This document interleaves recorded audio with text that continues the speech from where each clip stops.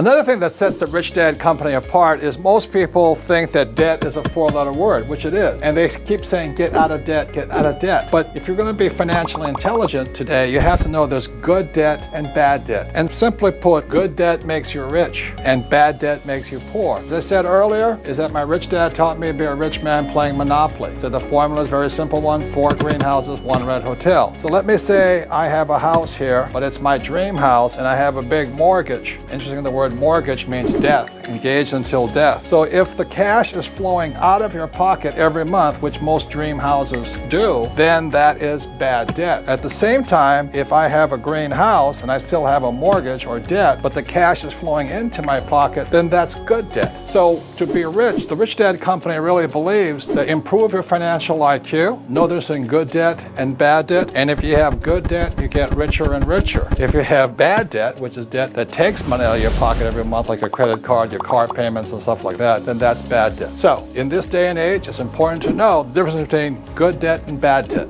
And that's what makes the Rich Dad Company different.